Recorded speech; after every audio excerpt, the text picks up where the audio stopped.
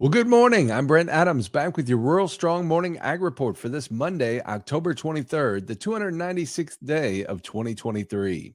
Leading off the headlines this morning, tempers boiled over at the Senate Environment and Public Works Committee as Oklahoma Republican Markwayne Mullin confronted Clemson environmental scientist Marzika Sullivan over his definition of water of the United States. Well, my definition is that waters of the U.S. are all tied together. That's basically what you're saying? From a scientific perspective, waters are tied together. Okay, so all waters belong to the U.S., so there is no private water rights. So all this land rights that we've been fighting for, farmers have been fighting for, tribals have been fighting for, actually it doesn't exist because underneath your definition, it all belongs to the United States. And we should all ask permission to the United States before we can even water our cows in a pond. Cherokee Mullin accused Sullivan of giving his opinion of what's a U.S. water after Sullivan recounted an exchange with the late Cherokee Nation leader Wilma Mankiller on protecting past and future generations. You bring up Wilma Mankiller and talk about 7 generations there, and you really, bring up a lot of interesting points, but you forget one thing, that tribes have been fighting forever to get the government out of the way. We don't need more government involvement. In fact, that's what led us to Oklahoma to begin with. Sullivan, who filed a friend of the court brief supporting the EPA position in Sackett versus EPA, finally got to answer. The work I'm presenting today, and it's part of my written testimony, is with tribal partners who wrote these papers and we're working together. The position I have here is, as a scientist, understanding how these waters are connected and how alterations of that connectivity can impact waters on tribal lands. But Sullivan would not answer Mullin if he was concerned about federal overreach impacting water rights, the emotional issue at the heart of the decades-long WOTUS dispute, and one that won't end soon. Well, the Mississippi River gauge hit a record low water level on October 11th at Memphis, Tennessee.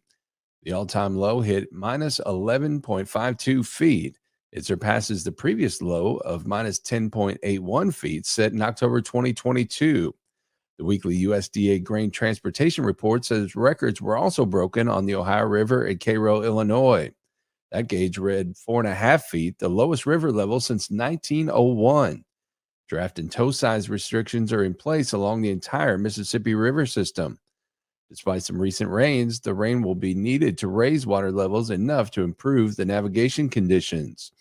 Water levels are projected to rise by late October and early November, but navigation conditions aren't expected to improve before late December or early January. Despite the navigation issues, the recent St. Louis spot freight rate fell for a third week in a row to $23.06 per ton, 68% below the same week last year. Well, farm lending activity slowed further in the third quarter alongside a drop in operating loan volumes.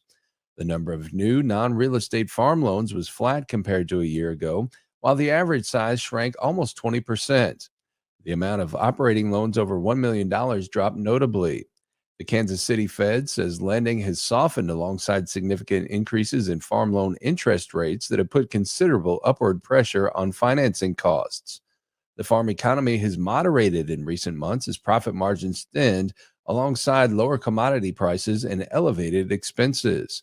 Credit needs have increased for many borrowers because of high input costs, but strong liquidity built up in recent years has also allowed many producers to supplement additional loan advances.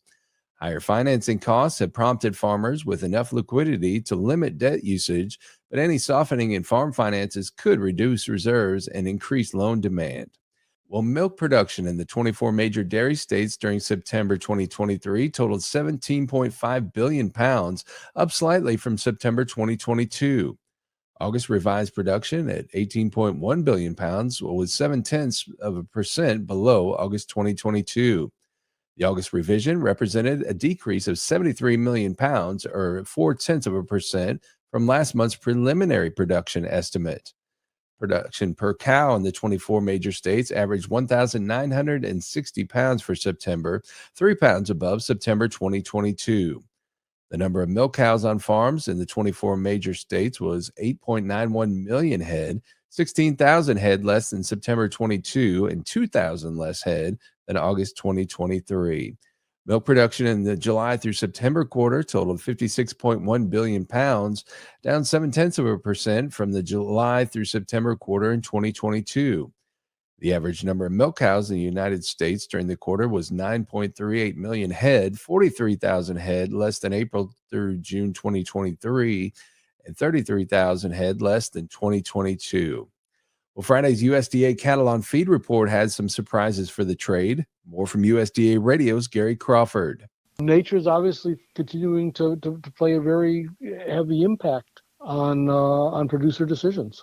USDA livestock analyst Chael Shagham's comments after studying Friday's surprising cattle on feed report showing more cattle than expected being placed into feedlots during September, fewer marketings of fed cattle, winding up with a surprisingly large feedlot inventory. October 1st, 11.6 million head. That would be 1% more than a year ago. And would be the second highest October 1st inventory number since the series began in 1996. As to his comment about the impact of nature, Shagam says large areas of the nation are still in drought, forage supplies very short. Also some serious worry about availability of water in parts of the country in terms of, stock tanks and ponds are in parts of the country are also very, very low. Prices for feeders very, very high, so off they go to feedlots. Gary Crawford for the U.S. Department of Agriculture. And finally this morning, USDA Radio's Gary Crawford takes a look at one Western Iowa farmer's surprising corn and soybean yields. Glenn Smith is an Iowa farmer, super busy right now trying to wrap up the corn and soybean harvest. It's remarkable the yields that we're pulling out given the limited rainfall we had.